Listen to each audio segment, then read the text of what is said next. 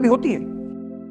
मैं बुद्ध की मजबूरी सोच के परेशान होता हूँ कई बार, और फिर मैं सोचता हूँ कि काश यशोधरा जैसा व्यक्तित्व सबका होता।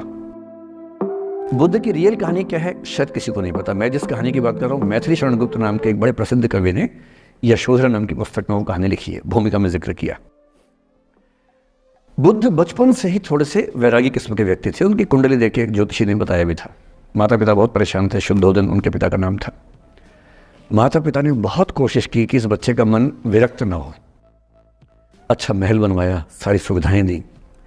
जैसे ही बुद्ध थोड़े से किशोरावस्था में आए, उस समय की दुनिया की सबसे खूबसूरत महिला से, लड़की से, यशोधरा से उसकी शादी करवा दी। यशोधरा के पिता ने काफ़ी एग्जाम लिए बुद्ध जी के, वो सारे एग्जाम में पास हुए, तब जाकर शादी हुई। ऐसे नहीं हुई, शादी हुई। तो बुद्ध भी ठीक था, रमे रहे उस जीवन में। बेटा हुआ उनका राहुल। अब बुद्ध की विरक्ति का भाव बढ़ता जा रहा था। 29 साल की उम्र के आसपास ऐसा हुआ कि उन्होंने एक मृत व्यक्ति को देख लिया, एक बूढ़े को देखा, एक भिखारी को देखा, एक बीमार को देखा। विरक्त हो गए और उनका मन हुआ घर छोड़ दूं, ज्ञान की खोज में चला जाऊं। अब ज्ञान की खोज में जाएं, उनको पता है कि भाई मेरी पत्नी भी है, मेरा बेटा भी है, राज्य भी है, कैसे छोड़ दूं? छोड़ना जरूरी है। अंदर की आवाज है कि छोड़ो, तुम इस चीज के नहीं बने हो, तुम्हारा स्वधर्म कुछ और है। बाहर की जिम्मेदारी है कि छोड़ नहीं सकते।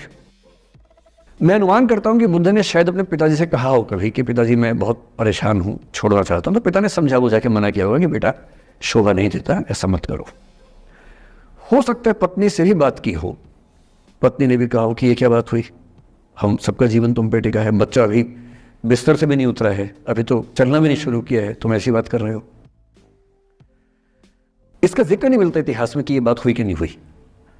और एक दिन बुद्ध ने तय किया और वो आधी रात को पत्नी और बेटे को सोता हुआ छोड़ के चले गए।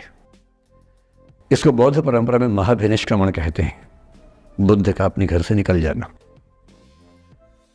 अब बुद्ध चले गए, लेकिन मैथिली शरण गुप्त यशोधरा के पर्सपेक्टिव से बुद्ध को देख रहे हैं। यशोधरा बहुत परेशान है, भाई पति चला गया है, बच्चे का पिता चला गया, मजाक छोड़ना है। राजा परेशान है कि उनका उत्तराधिकारी चला गया है। यशोधरा इतनी परेशान है, बहुत लंबे समय तक छंद आते रहते हैं कि वो कितनी बेचैन है, कितनी परेशान है। लेकिन यशोधरा की सबसे बड़ी परेशानी इस बात से नहीं कि बुद्ध चले गए, इस बात से है कि बिना बताए चले गए, भरोसा नहीं किया। और वो अपनी सहेली से कहती है, सिद्धि हेतु स्वामी गए, यह गौरव की बात। मुझे गर्व है कि मेरा पति इतने महान काम के लिए गया है। सिद्धि हेतु स्वामी गए, यह गौरव की बात, पर चोरी चोरी गए, यही बड़ा व्याघात। सखी सखी वो मुझसे कहकर जाते, कह तो क्या वो मुझको अपनी पथ बाधा ही पाते, क्या मैं रास्ता रोकती उनका? उसके मन में ये मलाल है कि बिना बताए चले गए। वो इस भाव को लेट गो नहीं कर पा रही है, परेशान है। फिर बुद्ध को ज्ञान मिला 6 साल की तपस्या के बाद, बोधगया में बोधि वृक्ष के नीचे ज्ञान मिला। बात फैल गई। जो 5 शिष्य बुद्ध को छोड़ के भाग गए थे उनके बुरे वक्त में, उन्हीं 5 को बुद्ध ने सबसे पहले ज्ञान दिया सारनाथ में, जिसको धर्म चक्रवर्तन कहते हैं। बुद्ध की ख्याति बढ़ने लगी। शुद्धोदन ने बुद्ध के पास, अपने बेटे के पास कई लोगों को भेजा ये कहने के लिए कि भाई यहां भी तो आओ, हमसे भी तो मिलो।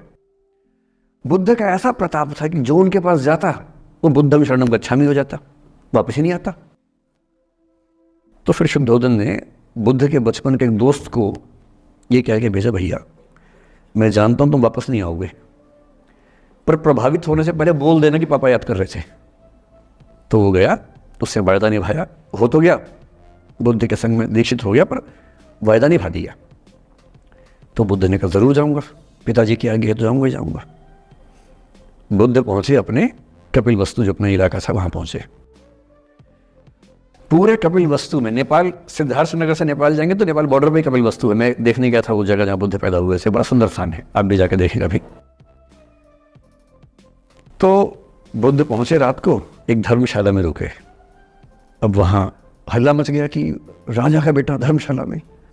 बुद्ध ने कहा, भाई मैं देखो राजा का बेटा बन के नहीं आया हूं, मैं बुद्ध बन के आया हूं। सुबह उठ के भिक्षा मांगने लग गए उस इलाके में, अपने ही पिता के राज्य में। पिता ने सिर पीट लिया कि भाई क्या कर रहे हैं। फिर बुद्ध ने सूचना भिजवाई कि मैं बुद्ध हूं, बेटा हूँ संयोग से, ठीक है, मैं आ रहा हूँ मिलने के लिए, पर मैं बुद्ध होके आया हूँ, मेरी चर्या है, नियम है, मैं भिक्षा से ही जीवन जीता हूँ अपना। ठीक है, पिताजी ने कहा चल कोई बात नहीं। फिर बुद्ध गए पिता से मिलने, पिता से मिले, सबसे मिले, भरी सभा में, लेकिन यशोधरा नहीं आई मिलने के लिए, लेट गो नहीं कर पा रहे थे। उसके मन में दर्द था, छुप के क्यों गया, बता के जाता। बुद्ध ने पूछा पिता से कि यशोधरा कहाँ है, तो बोले कि वो कह रही है कि अगर बुद्ध मिलना चाहेंगे तो खुद ही मिलने आएंगे मुझसे, मैं क्यों जाऊंगी भाई, आत्मसम्मान भी तो कोई चीज़ है, मैं क्यों मिलने जाऊंगी। तो बुद्ध मिलने गए। सोचिए कमरे में यशोधरा बैठी है, राहुल साथ में।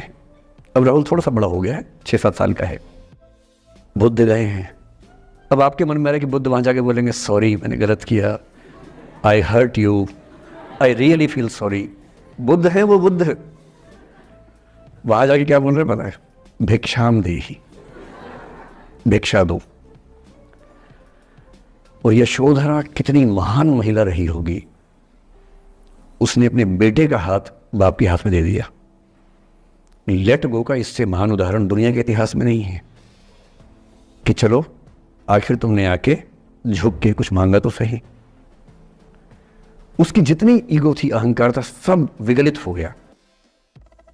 और जो औरत परेशान थी कि मुझसे बिना बताया गया, उसने अपने बेटे को दे दिया कि इसको लेके जाओ, क्योंकि मैं जानती हूं कि तुम महान काम कर रहे हो, और तुम महान काम कर रहे हो तो मैं क्यों बीच में आऊंगी भाई। मेरा पति महान काम कर रहा है तो मुझे खुशी होनी चाहिए, और तुम्हारी उस खुशी में मैं क्यों पीछे हटूं। बस मुझे भरोसे में लेके जाते तो और खुश होती।